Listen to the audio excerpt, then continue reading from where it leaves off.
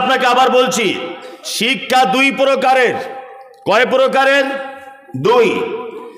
এক হচ্ছে দুনিয়াবি শিক্ষা, দুই হচ্ছে দ্বীনি শিক্ষা, অর্থাৎ যে শিক্ষা আখেরাতে কাজে লাগবে, তাই না?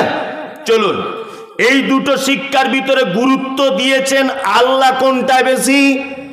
আল্লাহ বলছেন কুল, নবী আপনি বলুন, হাল ইয়াস্তাবিল্লাযীনা ইয়ালামুনা ওয়াল্লাযীনা লা ইয়ালামুন। আরে যারা দ্বীনের জ্ঞান রাখে না, যারা কোরআনের জ্ঞান রাখে না, এরা কিচ্ছু জানে না।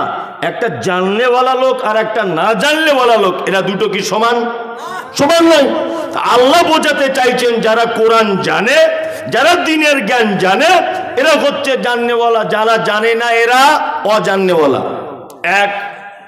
দুই, আল্লাহ তাআলা আবার বলতে গিয়ে বলছেন কুল, নবী আপনি বলুন, হাল ইয়াস্তাবিল আমা ওয়াল বাসীর ওয়াজ যুলুমাতি ওয়ান নূর। আল্লাহ রাসূলকে বলছেন নবী আপনি বলুন, চোখওয়ালা লোক আর চক্ষুহীন লোক, এরা দুজন কি সমান? সমান? সমান নয়। সমাজে আগুন লেগেছে এখন, বুঝলেন তো? আসলে কোরআন শুধু পড়লে হবে না, তার ভিতর থেকে মাল বার করতে হবে নিচড়িয়ে, বুঝলেন না? আপনারা তো ভালোই গাছ কেটে যেমন রস বার করছেন, ঠিক তেমন কোরআন শুধু আয়াতটা পড়লে হবে না, এর ভিতরে যে কত কথা আছে ভরা। দেখুন আল্লাহ তাআলা বলছেন যাদের ভিতরে দ্বীনের জ্ঞান নেই, যারা কোরআন মাজিদ জানে না, এরা অন্ধ। কে বলছে? আল্লাহ। আল্লাহ বলছে, তাই তো? আল্লাহ বলছে। সারা পশ্চিম বাংলাতে আমি একটা সমীক্ষা করে দিচ্ছি, সমীক্ষাটা আপনি মেলান। প্রয়োজন হলে গাল যদি দিতে ইচ্ছা করে আমাকে সামনাসামনি দেবেন, এখনই দিয়ে দেন গাল, পিছনে কেউ গাল দিবেন না। আমি একটা সমীক্ষার কথা বলছি। সারা পশ্চিম বাংলায় যে সমস্ত মিশনগুলো জন্ম হয়েছে, বলুন তো এই মিশনারি শিক্ষাগুলো আজ থেকে 10-15 বছর আগে ছিল? ছিল না। তাহলে এদের এত রমরম করে বাজারটা গরম হচ্ছে কেন? আজকে 2 তলা, কালকে 3 তলা, তারপরের দিন 5 তলা, আজকে 2000 টাকা অ্যাডমিশন ফি, তারপরের দিন 20,000 টাকা ফি, তবুও মানুষ পিছনে হটে আসে না। অথচ আপনাদের এলাকায় নদিয়াতে যত মাদ্রাসাগুলো ছিল, সব মাদ্রাসাগুলো দেখবেন আজ থেকে 50 বছর আগে যেমন দীপ দীপ দীপ দীপ দীপ করছিল, আজও তেমনই করছে না? কারণ আছে। গোলাম হোসেন কোনোদিন ভেবেছেন এগুলো? না। ওই জলসা হয়, দান তোলে, 5,000 টাকা দিয়ে চলে এলেন, কোনোদিন ভেবেছেন? ভাবার আপনার টাইম নেই, কথাগুলো ভাবুন। মিশনগুলি এত উচ্চ রঙের পৌঁছে যাচ্ছে তার একটা কারণ, এই মিশনগুলি যারা পরিচালনা করেন তারা হচ্ছেন এক শ্রেণীর জেনারেল লাইনের শিক্ষিত লোক। কি বললাম বুঝলেন? দেখবেন মিশনের যিনি মালিক, নয় তিনি একজন প্রফেসর আগে ছিলেন, নয় তিনি একজন কি বলবো মাস্টার, নয় তিনি একজন উচ্চ শিক্ষিত জেনারেল লাইনের। এইরকম লোকেরা কিন্তু সব মিশনের দায়িত্বগুলো থাকে না? থাকে। তার মানে বোঝা যায় যে কাজের লোক তাকে সেই কাজে দিলে ডেভেলপ হওয়ার সম্ভাবনা আছে। আছে না নেই? এই মমতাজুল ইসলাম জীবনে কোনোদিন ফুটবল বুঝি না, ফুটবল কোনোদিন বুঝি না। তা আমি এই জানকীনগর গ্রামে ঢুকেছি, তা আমি সব জায়গায় বক্তা। তা গ্রামের যুবক ছেলেরা বলছে, হুজুর আজকে রেফারিটা আপনি করুন, আজকে রেফারিটা আপনি করুন, আপনি সম্মানী লোক এসেছেন। না, আমার হাতে বাঁশিটা তুলে দিয়েছে। 16 দলের টুর্নামেন্ট, 16 দলীয়। আচ্ছা বলুন তো, ম্যাচটা শেষ পর্যন্ত পৌঁছাবে না তার আগে 4-5 জন বহরমপুর হসপিটালে ভর্তি হয়ে যাবে? কারণ কি বলুন তো, আমি তো বুঝি না হ্যান্ডবল কাকে বলে, কি করে থ্রো করতে হয় এই জ্ঞান তো আমার নেই। প্ল্যান্টি কাকে বলে তো আমি জানি না। অফসাইড কি করে হয় এই জ্ঞান তো আমার নেই। আছে? নেই। এ জ্ঞান রেফারির আছে, ওকে দিয়ে খেলাটা শেষ পর্যন্ত চালাতে হবে। এটা হচ্ছে জ্ঞানী লোকের পরিচয়, তাই না? মাদ্রাসাগুলো দীপ দীপ করছে কেন? আল্লাহ তাআলা বলছেন কুল হাল ইয়াস্তাবিল আমা ওয়াল বাসীর, যার ভিতরে দ্বীনের জ্ঞান নেই এরা অন্ধ। আই মমতাজুল ইসলাম 2 চোখে দেখতে পাই না, আমাকে যদি হাতে একটা 5 ব্যাটারির লাইট যদি ধরিয়ে দিয়ে বলা হয় এই লোকটাকে তুমি ওই রাস্তা পর্যন্ত পৌঁছে দাও, বলুন তো সম্ভব হবে? না। কারণ আমার লাইট কি আর দিনে কি রাতই বাকি, আমি তো অন্ধ। তা আমরা মাদ্রাসা মসজিদের যাদের দায়িত্ব দিয়ে রেখেছি, একটা লোক ইল্লা মাশাআল্লাহ ব্যতিক্রম কেউ থাকতে পারে, তার সিংহভাগ লোক তারা কোরআন হাদিসের জ্ঞান রাখে না। কি বললাম বুঝলেন না? হাদিস এবং কোরআনের জ্ঞান রাখে না। আল্লাহ বলছে যার কোরআনের জ্ঞান নেই সে অন্ধ। তাহলে অন্ধ লোককে যদি বিশাল একটা প্রতিষ্ঠানের দায়িত্ব দিয়ে দেওয়া হয়, ও প্রতিষ্ঠান সুষ্ঠুভাবে চলবে? ও বুঝবে কোন মাস্টারকে দিয়ে কোন সাবজেক্ট পড়াতে হয়, কোন বছরে কোন ছাত্রকে কোন ক্লাসে পড়ালে বেশি ভালো হয়? এটা ওর পক্ষে সম্ভব? সম্ভব নয়। অবিলম্বে সারা পশ্চিম বাংলার যত মাদ্রাসা আছে, আমি সোশ্যাল মিডিয়ার মাধ্যমে এটা বলতে চাইছি যে পশ্চিম বাংলার প্রত্যেক মাদ্রাসা বড় বড় আলেমদের হাতে তুলে দেওয়া হোক। আলেমদের হাতে যতক্ষণ না পর্যন্ত এই সমস্ত প্রতিষ্ঠানগুলো দায়িত্বের ভিতরে না থাকবে, কোশ্চিন কালেও এর থেকে সমাজ কিছু আশা করতে পারে না। খুব সাবধানে থাকবেন, এসব ব্যাপারগুলো ভাববেন। আল্লাহ তাআলা দ্বীনি শিক্ষার মর্যাদা দিয়েছেন। আল্লাহ নবী সাল্লাল্লাহু আলাইহি ওয়াসাল্লাম কি মর্যাদা দিয়েছেন? তিনি বলেছেন তালাবুল ইলমি ফারিজাতুন আলা কুল্লি মুসলিমিন, প্রত্যেক মুসলিম নরনারীর উপরে দ্বীনের শিক্ষা অর্জন করা ফরজ। এখানেও একটা আমাদের মাথাতে গোবর ঢুকে আছে আজও পর্যন্ত। আমরা ফরজ মানে ভেবেছি যে আমার বেটাকে 15 বছর যাবত মাদ্রাসায় পড়তে হবে আর পাগড়ি নিতে হবে। কি বললাম বুঝলেন না? তাছাড়া জান্নাত যাওয়া যাবে না। জি না, এর ব্যাখ্যা এরকম নয়। আপনার বেটা প্রাথমিক পর্যায়ের ইসলামের বেসিক জিনিসগুলো জেনে যাক। তাওহীদ কাকে বলে, শিরক কাকে বলে, সালাত কি করে আদায় করতে হয়, কিভাবে ঈমান চলে যায়, পিতামাতার সঙ্গে কেমন ব্যবহার করতে হয়। জি, এই ব্যাপারগুলো যদি আপনার বেটা সঠিক তাওহীদ, আকীদা, মানহাজ, এই ব্যাপারগুলোতে যদি তার সঠিক জ্ঞান থেকে থাকে, অবশ্যই সে আল্লাহর নবীর এই হাদিস পালন করে ফেলেছে। তারপরে আপনার ছেলে ডাক্তার হোক, মাস্টার হোক, ইঞ্জিনিয়ার হোক, ব্যারিস্টার হোক, উকিল হোক, সব কিছু আপনার বেটা হোক, কোনো আপত্তি নেই। কি বললাম বুঝলেন না? আল্লাহর নবী বলেছেন দ্বীনের শিক্ষা অর্জন করা ফরজ, কিন্তু তারপরে তিনি এরকম কোনো বাক্য ব্যবহার করেননি যে তারপরে অন্য শিক্ষা হারাম। এটা বলেছেন না। ওই জন্য আপনাকে আমি একটা কথা বলে দিচ্ছি, যারা শিক্ষিত মানুষ তারা ভালো করে বুঝতে পারবেন। সেটা হচ্ছে এই, দ্বীনের জ্ঞান অর্থাৎ কোরআন এবং হাদিসের জ্ঞান অর্জন করা ফরজ কেন? আপনার বেটার উপরে বাধ্যতামূলক কেন? এই মুমতাজুল ইসলাম বলছি, আপনার বেটা বেটির ভিতরে যদি দ্বীনের জ্ঞান না থাকে, খোঁজ নিয়ে দেখুন আপনার বেটা বেটি দুজনাই বেঈমান হয়ে গেছে। আপনি বুঝতে পারেননি, আপনি বুঝতে পারেননি। কোরআন বলছে ওর নাম ঈসা। ওর নাম কি? ঈসা আলাইহিস সালাম। একটা নবী এসেছিলেন না? স্কুলে বইয়ে কি পড়ানো হয়? যিশু। ওই তো একজন বলছে যিশু, তাই না? বলুন, আপনার বেটা যদি শুধুমাত্র জেনে থাকে ওর নাম যিশু, ঈসাটা যদি না জানে, তাহলে আপনার বেটার আর ইমাম থাকবে? থাকবে না। কোরআন বলছে ওর মায়ের নাম মারিয়াম। আপনার বেটা জেনেছে মেরি। তা মেরি যদি আপনার বেটা শুধু জেনে বসে থাকে, আপনার বেটার ইমাম থাকবে না। ইসলাম বলছে ওর জন্ম হয়েছে বাইতুল লাহাম, স্কুলে পড়ানো হচ্ছে ওর জন্ম হয়েছে বেথলেহেম। বলুন, স্কুলের পড়াটা যদি নিয়ে ও যদি শুধু বসে থাকে, তাহলে আপনার বেটার ইমাম থাকবে? থাকবে না। কুরআন বলছে বাইন্না খালাকনাকুম মিন তুরাবিন সুম্মা মিন নুতফাতিন সুম্মা মিন আলাকাতিন সুম্মা মিন মুদগা, নিশ্চয়ই মানুষকে মাটির উপাদান দিয়ে তৈরি করা হয়েছে। কি দিয়ে তৈরি করা হয়েছে মানুষকে? মাটি দিয়ে। স্কুলের সঙ্গে কত সংঘর্ষ দেখুন। আপনাকে এক জায়গায় এসে আমি বুঝিয়ে দেবো যে স্কুলের শিক্ষাটা প্রয়োজন আছে, এটাও বোঝাবো। কেমন সংঘর্ষ? হেডমাস্টার চার্লস ডারউইন, ওনার একটা থিওরি হচ্ছে বানর থেকে মানুষ হয়েছে, আছে না? বলছে বানর থেকে মানুষ। হ্যাঁ, এটা আজও পর্যন্ত হেডমাস্টারও বুঝেছে বানর থেকেই মানুষ। ওই জন্য দেখবেন হেডমাস্টার যে রুমে থাকে ওই রুমে একটা ক্যালেন্ডার আছে, একটা মানুষ এইরকম করে আছে, তারপরে একটা এইরকম, তারপরে দেখবেন একটা এরকম, তারপরে গড়িয়াল, তারপরে একজন মানুষের মতো হাফ প্যান্ট পরা, তারপরে একজন ফুল প্যান্ট পরা। ক্যালেন্ডার আছে, ডাক্তারখানাতে থাকে, দেখেছেন? কেন? মানে চার্লস ডারউইনের থিওরি হচ্ছে যে মানুষ বানর থেকে বিবর্তন হতে হতে হতে হতে হতে হতে এক পর্যায়ে মানুষ হয়েছে। আসলে এইসব 2023 সালে এইসব পড়া যদি স্কুলে পড়ায়, তাহলে হেডমাস্টার পাগল ছাড়া আর কিছু না। 2023-এ এইরকম পড়ানো হয়। আশ্চর্য ব্যাপার। আপনার বাড়িতে একটা গরু আছে, গরু, দেশি গরু। আপনি যদি মনে মনে করেন আমার একটা জার্সি গাছ মানে বাছুরের খুব শখ, বলুন তো দেশি গরুর পেট থেকে জার্সি বাছুর পাওয়া সম্ভব না অসম্ভব? কি চাষি লোক বলতে পারছেন না? সম্ভব। ডাক্তারকে বললে জার্সি গরুর ইঞ্জেকশন দিয়ে দিলে জার্সি বাছুর হয়ে যাবে, হবে কি হবে না? হবে, সম্ভব এটা।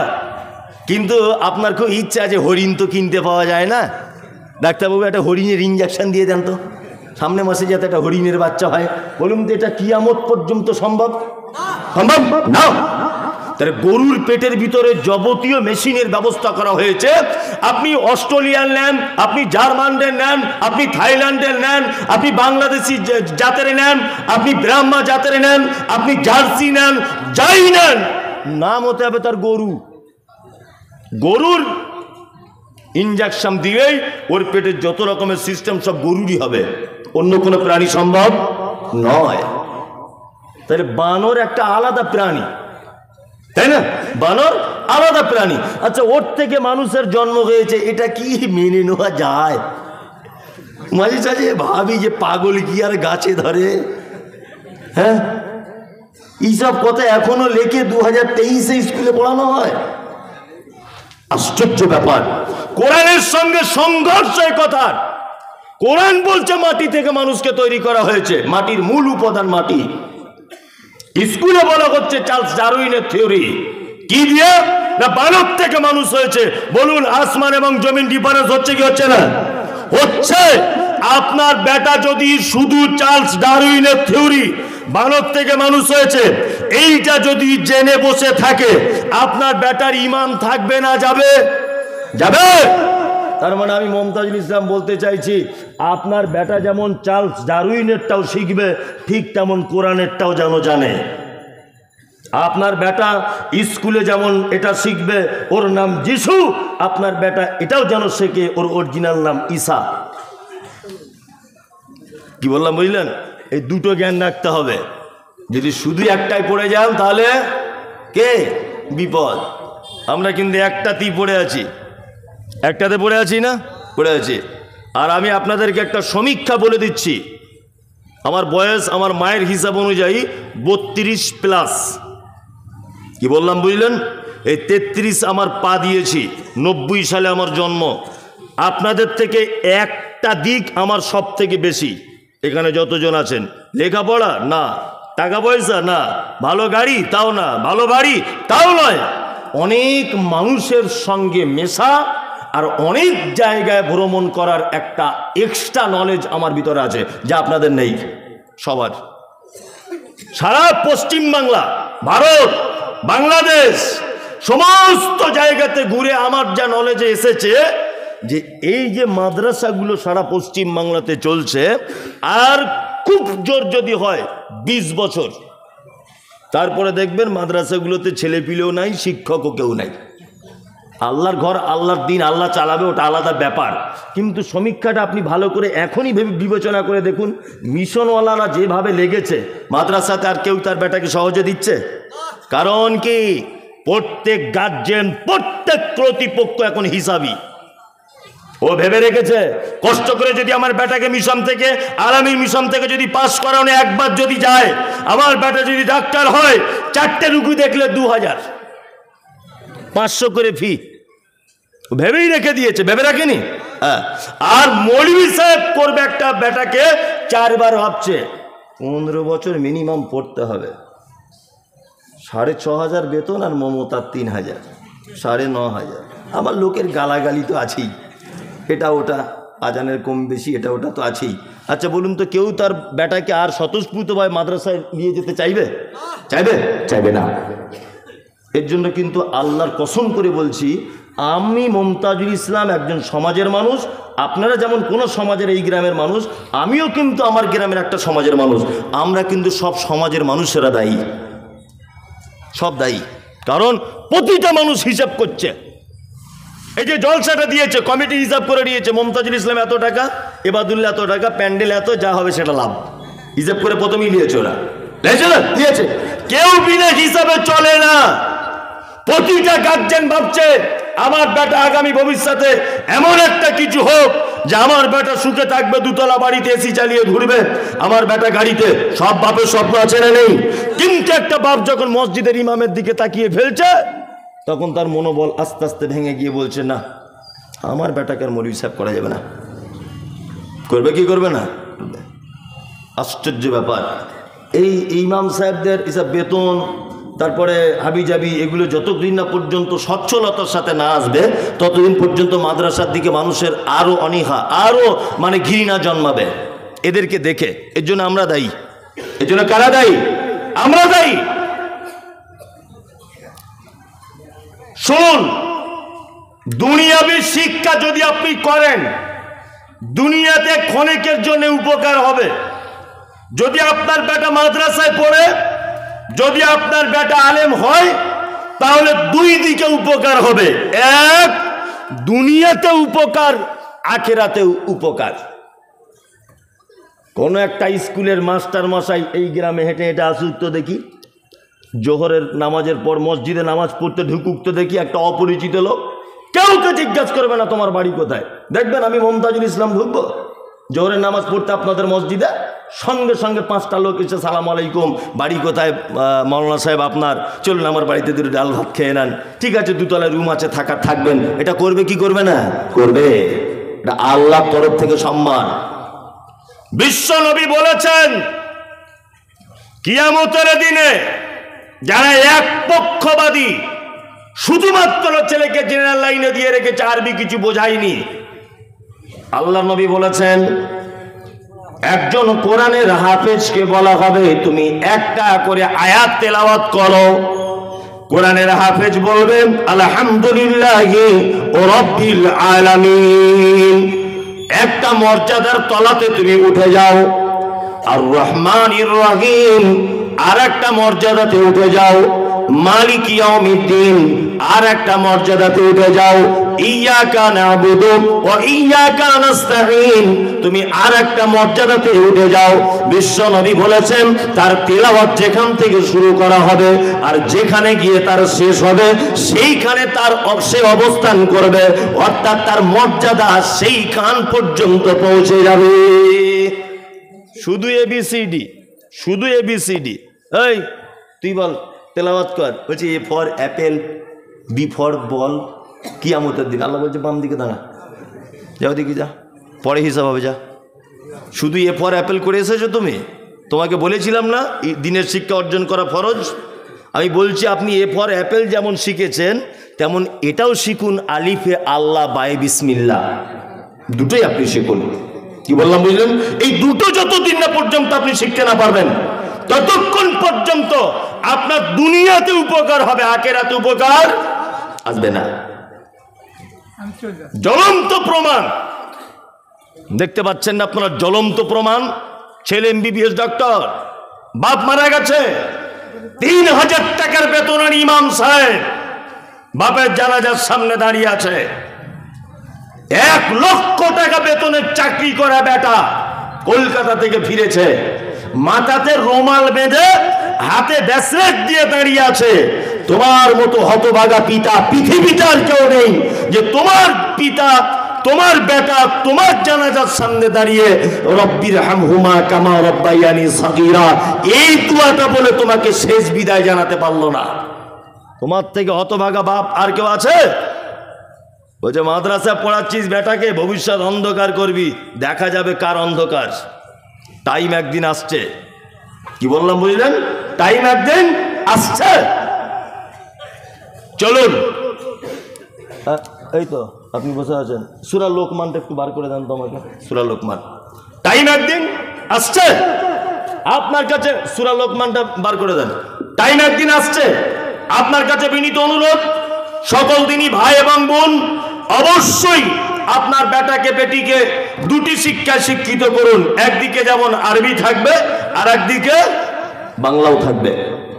আপনাদেরকে এবার একটা কথা বলি, আচ্ছা বলুন তো, শিক্ষিত মানুষদের মর্যাদা আল্লাহ দিয়েছেন কি দেননি? কথা বলুন। দিয়েছেন। কেমন করে মর্যাদা দিয়েছে আল্লাহ সুবহানাহু ওয়া তাআলা? কেমন মর্যাদা দিয়েছেন এই দেখুন, আপনাকে দেখাই। প্রথম নম্বরে হচ্ছে এই আদম আলাইহিস সালামকে আল্লাহ তাআলা তৈরি করলেন। আদমকে তৈরি করার পরে আল্লাহ তাআলা বলছেন ওয়া আল্লামা আদম আল আসমাআ কুল্লাহা সুম্মা আরাদাহুম আলাল মালাইকাতি ফাকালা আনবিউনি বিআসমাই হাউলাই ইন কুনতুম সাদিকিন। আল্লাহ আদমকে তৈরি করার পরে বলছে, আদম এটার নাম আপেল, এটার নাম বেদানা, এর নাম কলা, এর নাম আঙ্গুর, এর নাম বেগুন, এর নাম নদিয়ার গুড়, খাজুরের, সব কিছু নাম শিখিয়ে দেওয়া হলো। এ টু জেড নাম আদমকে বলে দেওয়া হলো। ফেরেশতাদেরকে ডাকা হলো, ডেকে ফেরেশতাদেরকে বলা হচ্ছে তোমরা বলো এইসব জিনিসের নামগুলো বলো। ফেরেশতারা তখন বলছেন যে আল্লাহ আপনি যতটুকুন আমাদেরকে জানিয়েছেন ততটুকুন পারবো, আর বেশি পারবো না। তখন আল্লাহ আদমকে বলছে আদম তুমি বলো। আদম তখন বলছে এটা গুড়, এটা বেগুন, এটা আদা, এটা রসুন, এটা মূলো, এটা অমুক, এটা তমুক, সব বলে দিল। তখন আল্লাহ তাআলা কি বলছেন ফেরেশতাদেরকে, এই আদমকে সিজদা কর। একজন মাত্র করলো না, মিস্টার ইবলিস, মিস্টার ইবলিস সবাই সিজদা করে দিল, তাই না? আচ্ছা, আদমকে সিজদা করানো হলো কেন? দুটো এর ব্যাখ্যা। এক, আল্লাহ তাআলার হুকুম ফেরেশতারা কতটা মান্যতা দিচ্ছে, এক। দুই, এই মুহূর্তে ফেরেশতাদের থেকে জ্ঞানী কে? আদম। তার মানে জ্ঞানীর মর্যাদা আছে। চলুন, এটা আল্লাহ মর্যাদা দিয়েছে জ্ঞানীর। নবীজি কেমন দিয়েছেন বলুন তো? ইসলামে কুকুর বাড়িতে পোষা জায়েজ না নাজায়েজ? হ্যাঁ, নাজায়েজ। আচ্ছা, সত্যিই নাজায়েজ। এক, নবীজি বলেছেন কেউ যদি বাড়িতে ঢং করে যদি কুকুর যদি রাখে, প্রত্যেক দিন তার আমল নামা থেকে 2 কিরাত অর্থাৎ 2 উহুদ পাহাড়ের সমান নেকি মাইনাস হয়ে যাবে। যাদের আছে মুড়া ঝাঁটা মেরে বার করুন কাল সকালে। কি বললাম বুঝলেন? একদম বাড়িতে কুকুর রাখা যাবে না। তবে এই দিকে আবার মজার হাদিসটা শুনুন। প্রশিক্ষণ প্রাপ্ত কুকুর যদি হয়, যে মালিকের মাল কোনটা বুঝে আর বেমালিকের মাল কোনটা এই জ্ঞান যার আছে। দুই, যাকে ট্রেনিং দেওয়া হয়েছে যে এইটা এই ঘরের ছেলে আর এইটা ওই বাড়ির ছেলে, যে কুকুর এটা বুঝতে পারে। আল্লাহর নবী থেকে প্রমাণিত এটা যে তুমি তোমার ধানের গাদা, তুমি তোমার গরুর গোয়াল, তুমি তোমার কাজের জন্য ওই কুকুরটাকে চৌকিদার হিসাবে ব্যবহার করতে পারো, ইসলাম পারমিশন দিয়েছে। তার মানে বোঝা যায় যে শিক্ষিত কুকুরও যদি হয় ইসলাম তাকে প্রাধান্য দিয়েছে। কি বুঝলেন? কিন্তু অশিক্ষিত যদি হয় কুকুর, বাড়িতে রাখা যাবে না। কিন্তু মুহাম্মদ সাল্লাল্লাহু আলাইহি ওয়াসাল্লাম বলছেন ও যদি ট্রেনিং প্রাপ্ত কুকুর হয় বাড়িতে রাখা যাবে। তার মানে আল্লাহর নবী শিক্ষার মর্যাদা দিতে দিতে দিতে দিতে কুকুরকে পর্যন্ত শিক্ষিত হলে বাড়িতে আশ্রয় দেওয়ার পারমিশন দিয়েছেন। কি বলছি বুঝতে পারছেন? আমাদের সমাজে আছে শিক্ষিত মানুষদের আছে সম্মান নেই। শিক্ষিতরা সব ফ্যাল ফ্যাল করে তাকিয়ে বসে আছে। কালকে আন্ডার প্যান্ট পরে ঘুরতো, কেউ চিনত না। কি করে হঠাৎ করে লটারিতে 1 কোটি টাকা পেয়ে গেছে, বলছে ওই হবে সেক্রেটারি। হচ্ছে কি হচ্ছে না? অথচ একটা দীর্ঘদিনের নামাজি, 5 ওয়াক্ত নামাজ পড়ে, সব কিছু করে, কেউ তাকে দাম দেয় না। দাম দেয়? দাম দেয় না। আল্লাহু আকবার। এই আপনারা যশোর রোডে, এখানে অনেক ড্রাইভার আছে গাড়ির, আছে না? আচ্ছা, যশোর রোডে গাড়ি চালান তো, যেটা বারাসাত NH 34 থেকে ঘুরে বারাসাতের দিক দিয়ে বনগাঁর দিকে চলে যাচ্ছে যশোর রোড। যশোর রোডে এটা ইউটিউবার ভাইরা যেন এটা যেন না থাকে বলে দিলাম, তাহলে আমায় খুব মারবে। এই যশোর রোডে একটা হোটেল আছে, নাম বলবো না আমি, বামনগাছি চৌমাথা বলে দিচ্ছি। বামনগাছি চৌমাথা পার করে বাম দিকে নিচে হোটেল, উপরে বার আর মদের দোকান। একটা পাক্কা 2 বার হজ করা লোক হাজি সাহেবের, সত্যি বলছি, হাজি সাহেব, এবং উনি মসজিদের একজন সেক্রেটারি। আল্লাহর কসম যদি মিথ্যা কথা বলি, আমি ড্রাইভার ভাইদেরকে গোপনে বলে দেবো, নামটা জেনে গিয়ে খোঁজ নিয়ে আসবেন। এই বড় বড় দাড়ি, কাউন্টারে বসে আছে, মদ বিক্রি হচ্ছে। আশ্চর্য ব্যাপার। হ্যাঁ, একদম রাইট, একদম ও চেনে, ও নামটা বলে দিয়েছে, ও চেনে। যাই হোক, ও চেনে, হাজি সাহেব মদ বিক্রি করছে। কি আশ্চর্য ব্যাপার! তার মানে সমাজ দেখেছে ওর অর্থ বেশি আছে, অযোগ্য হলেও কোনো অসুবিধা নাই।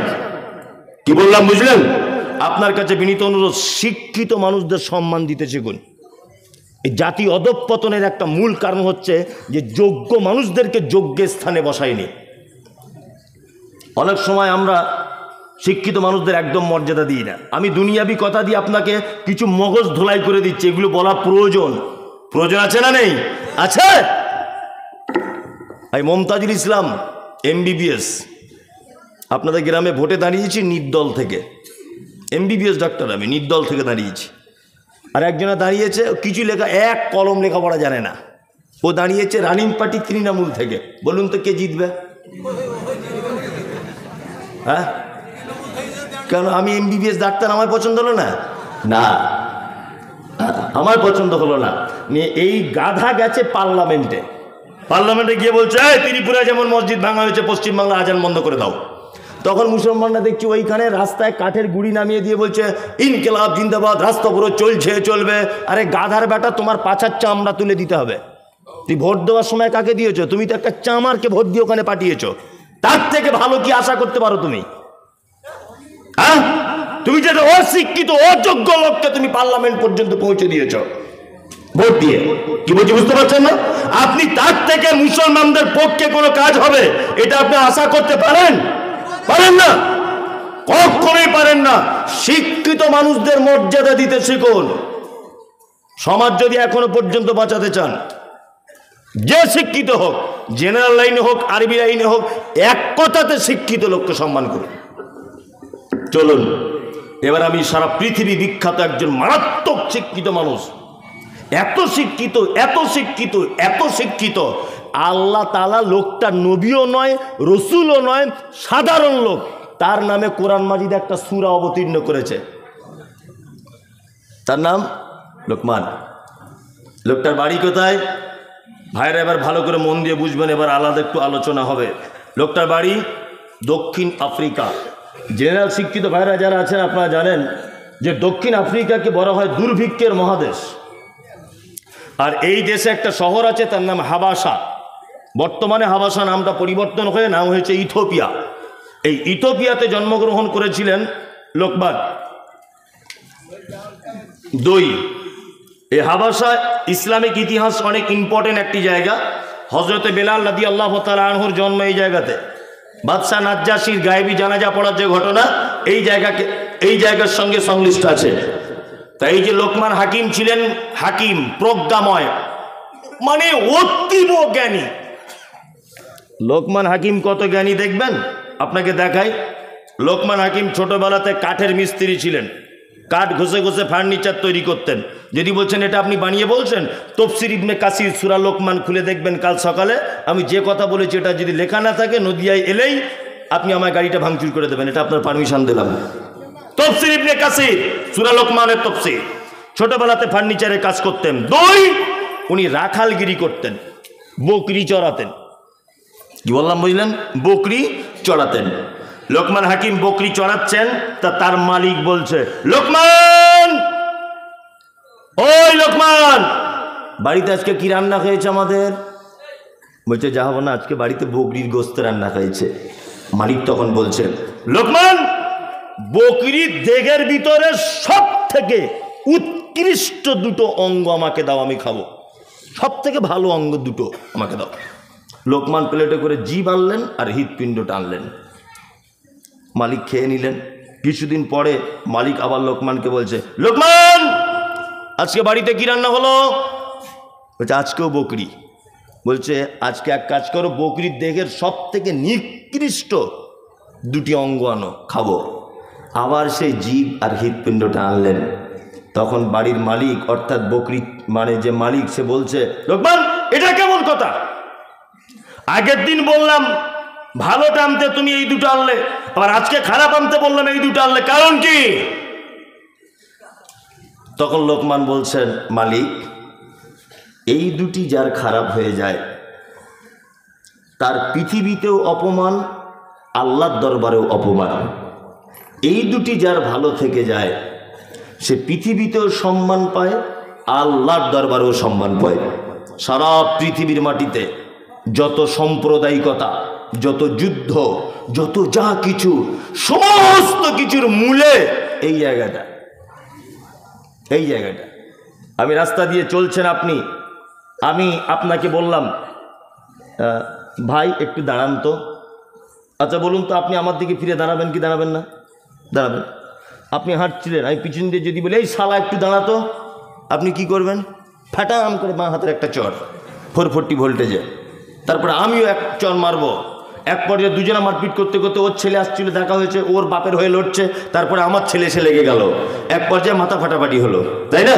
তাহলে মূল উৎপত্তি হয়েছে কোন জায়গায়? এই যে দাদা একটু দাঁড়ান, শালা একটু দাঁড়ান, তাই না? তার মানে বোঝা যাচ্ছে এই জায়গাটা যার ভালো, সে দুনিয়াতেও সম্মান পাবে, আখিরাতেও সম্মান পাবে। যার এই জায়গাটা খারাপ, সে দুনিয়াতেও অপমান হবে, আখিরাতেও অপমান হবে। লোকমান হাকিম এত জ্ঞানী ছিলেন, আল্লাহ সুবহানাহু ওয়া তাআলা তাফসীরের ভিতরে বলা হচ্ছে লোকটা দেখতে কালো, কুচকুচে, ছোটটা লম্বা, নিচের দিকে ঝোলা ঠোঁট, পাখির বাসার মতো চুল, আফ্রিকার লোকদের দেখতে যেমন হয়। কিন্তু আল্লাহ তাআলা লোকটাকে মর্যাদা বাড়াতে বাড়াতে বাড়াতে কোরআন মাজিদে পর্যন্ত তার বেটাকে যে উপদেশ দিয়েছে, সেই উপদেশটাও নোট করেছেন আর তার নিজের নামে সূরা অবতীর্ণ করে দিয়েছেন। তার মানে বোঝা যায় তোমার কত টাকা আছে, টাকার বিনিময়ে তোমার সম্পদ বাড়ে না, সম্মান বাড়ে না। কটা তোমার লরি আছে, তার জন্য তোমার সম্মান বাড়বে না। তুমি কত হ্যান্ডসাম স্মার্ট, এই কারণে তোমার সম্মান বাড়ে না। সম্মান বেড়েছে কিসের কারণে? শিক্ষা, যোগ্যতা, প্রজ্ঞা। এই কারণে আল্লাহ তাআলা তাকে কোরআন মাজিদ পর্যন্ত পৌঁছে দিয়েছে একজন কালো কুচকুচে লোককে। আমি মমতাজুল ইসলাম এখানে এসেছি, আমার বাড়ি কি উত্তর 24 পরগনাকে ভালোবাসেন বলে ওই জেলার লোক বলে এনেছেন, না লোকটা কিছু বলতে পারে বলে এনেছেন? কিছু বলতে পারে বলে এনেছেন। আমার আব্বা নাম লিখতে জানে না, ওকে কেউ চিনে না। কিন্তু আপনি আমার কথা বলুন, আল্লাহর কসম, দেমাক অহংকার নয়, বোঝানোর জন্য বলছি, সারা বাংলার একটা বাচ্চা ছেলেও বলবে মমতাজুল ইসলামকে চিনি। বলবে কি বলবে না? বলবে। তাহলে এই জায়গা পর্যন্ত আমি বা আমার আগে যিনি বক্তা, আজকের যিনি সভাপতি, মসজিদের যিনি ইমাম, এই জায়গাগুলো পেয়েছে কিসের কারণে? তাদের ভিতরে কিছু যোগ্যতা রয়েছে। তাই বাচ্চা ছেলেকে স্যার বলে অফিসে ঢুকতে হয়, হয় কি হয় না? হয়। কারণ কি? ওর ভিতরে শিক্ষা রয়েছে। তোমার শিক্ষা নেই, তোমার 10 পয়সাও দাম নেই। লোকমান হাকিম তার বেটাকে যে শিক্ষা দিয়েছে, আল্লাহ এত পছন্দ করেছে যে ওই শিক্ষাটা কোরআন মাজিদে লিপিবদ্ধ করেছেন। আমি একটা একটা করে আপনাদেরকে শিক্ষাটা বলবো, ইনশাল্লাহ আজকে বাড়ি গিয়ে আপনি আপনার বেটাকে, আপনার বেটিকে দেবেন। হাত তুলুন কারা কারা। বক্তব্যের সঙ্গে যেন মুনাফিকি না হয়। এই বলে দেবেন, আপনার বেটা বেটিকে বলে দেবেন তো? ইনশাল্লাহ বলুন। ইনশাল্লাহ। এক, লোকমান হাকিম তার বেটাকে বলছেন, وَإِذْ قَالَ لُقْمَانُ لِابْنِهِ وَهُوَ يَعِظُهُ يَا بُنَيَّ لَا تُشْرِكْ بِاللَّهِ إِنَّ الشِّرْكَ لَظُلْمٌ عَظِيمٌ। লোকমান হাকিম উপদেশের ছলে তার বেটাকে ডেকে বলছে, ইয়া বুনাইয়া, হে আমার বেটা, লা তুশরিক বিল্লাহ, কখনোই যেন আল্লাহর সঙ্গে কাউকে শরীক করে দিও না। ইন্না শিরকা লাযুলমুন আযীম, নিশ্চয়ই পৃথিবীতে যত পাপ আছে, শিরক হচ্ছে সব থেকে বড় পাপ। তাহলে পরিবারকে সর্বপ্রথম বাঁচাতে হবে কোন পাপ থেকে? শিক্ষা দিচ্ছেন লোকমান হাকিম, শিরক। কাকে বলে? আল্লাহর যে ক্ষমতা আছে, সেই ক্ষমতা পৃথিবীর অন্য কারো আছে, এটা মনে করা শিরক। আল্লাহর যে ক্ষমতা আছে, এই ক্ষমতা পৃথিবীর অন্য কারো আছে, এটা মনে করা শিরক। রুজি মালিককে আল্লাহ, সুস্থতা অসুস্থতা, দারিদ্রতা সচ্ছলতা মালিককে আল্লাহ সুবহানাহু ওয়া তাআলা। এক কথাতে বোঝা যায় খায়রিহি ওয়া শাররিহি মিনাল্লাহি তাআলা। ভালো মন্দ, অভাব অনটন, দুঃখ কষ্ট, সুখ স্বাচ্ছন্দ্য সবকিছু কার পক্ষ থেকে হয়? আল্লাহর পক্ষ থেকে হয়। আল্লাহ তাআলা লোকমান হাকিমের কথা নোট করে দিয়ে বলছেন, লোকমান হাকিম তার বেটাকে, বেটা কখনো শিরিক করে দিও না, পৃথিবীর সব থেকে বড় পাপ এটা। আপনাদেরকে মাঝখানে আর একটা কথা বলে রাখছি, শুনে রেখে দেন। নদিয়ার মানুষ সুরসার বেশি পছন্দ করে, এটা আমি জানি, তবে সব কিছুর পরিবর্তন হচ্ছে যখন আস্তে আস্তে, এইটার আস্তে আস্তে পরিবর্তন করতে হবে। তা একটা একটা করেই বলছি। এটা আপনারা জন্ম থেকে একটা ব্যাপার শুনে আসছেন যে কিয়ামতের দিনে যারা কলেমা পড়েছে তারা কোনো না কোনো একদিন জাহান্নাম থেকে মুক্তি পেয়ে জান্নাতে যাবে। শুনেছেন কি জানেননি? শুনেছেন। আচ্ছা, জাহান্নাম থেকে মুক্তি পেয়ে জান্নাতে যাবে, এরা কারা? এরা এক শ্রেণীর ইমানদারেরা। যদি বলছেন ইমানদারও তারা জাহান্নামে যাবে, জি যাবে। ওই ইমানদারেরা জাহান্নামে যাবে যারা ঈমান আনার পরেও কাবিরা পাপ করেছিল। এই কাবিরা পাপ করার কারণে এদের থাকা লাগবে কোথায়? জাহান্নামে। এই এদেরকে মুক্তি দেওয়া হবে কোনো না কোনো একদিন জাহান্নাম থেকে, কারণ এদের ভিতরে লা ইলাহা ইল্লাল্লাহ এইটা ছিল বলে তাদেরকে পরিত্রাণ করে আল্লাহ তাআলা জান্নাতে দিবেন। কিন্তু দুর্ভাগা ওই লোক, যে লোক শিরিক করা অবস্থায় মারা গেছে, ও কিয়ামত পশ্চিম কাল পর্যন্ত জীবনে কোনোদিন জাহান্নাম থেকে মুক্তি পাবে না।